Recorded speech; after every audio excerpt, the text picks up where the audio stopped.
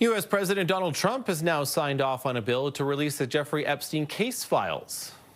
But we will continue to follow the law, again, while protecting victims, but also providing maximum transparency. The Justice Department will need to release all files and communications related to Epstein, as well as any information about the investigation into his death within 30 days. But some documents could be withheld if they are related to an active investigation. Let's bring in CTV News U.S. political analyst Eric Ham to talk more about this. Eric, good morning. Good morning. Good to be with you. Great to have you. Let's get into this a little bit, shall we, too? So Donald Trump relenting, changed his stance on the weekend. Ultimately, this bill flies through the House. Senate approves it unanimously, too. Now it's the actual process of having these documents and all of these, again, all of it released publicly. What are you expecting for the next month or so as we watch this start to play out?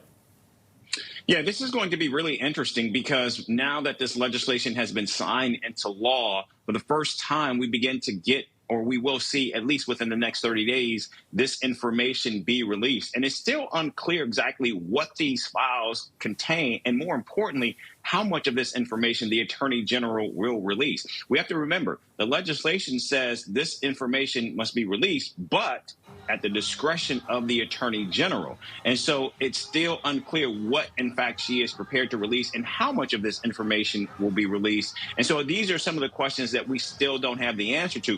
But what we do have, which I think will add a lot of clarity, at least to the information that we will see from these files, is the information that has already been retrieved by the House Oversight Committee on from the Jeffrey Epstein estate regarding much of the information and emails directly from Jeffrey Epstein. Right, and I think that we're already starting to see some of the fallout, right? Larry Summers and what he's dealing with as a result publicly of his relationship with Jeffrey Epstein.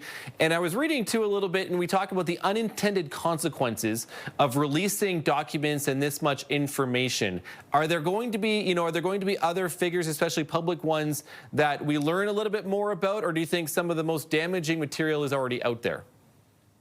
That's a really good question, and the reason why I think it's so tricky to answer is because while we know Jeffrey Epstein has been under investigation and has been tried multiple times, it still begs the question, if there was information on Jeffrey Epstein, then what or why, if there is information about other individuals and figures, why perhaps were they not investigated or even indicted as well? And so if that is in fact the case, I think that is going to certainly cast a much larger spotlight on those who prosecuted Jeffrey Epstein, and in fact, why, if there was information or criminality and evidence in regarding those people, why were they not charged as well? And so I think this is going to, shed a large light on the prosecutions, on the process itself. And again, unfortunately, those will be questions that, because Donald Trump is president, his Department of Justice is going to have to answer those questions. So if you're talking about unintended consequences, there may still be some political fallout for the president, and he will have to find a way, but he's good at doing this and trying to change the narrative and place the blame elsewhere and not directly on his administration.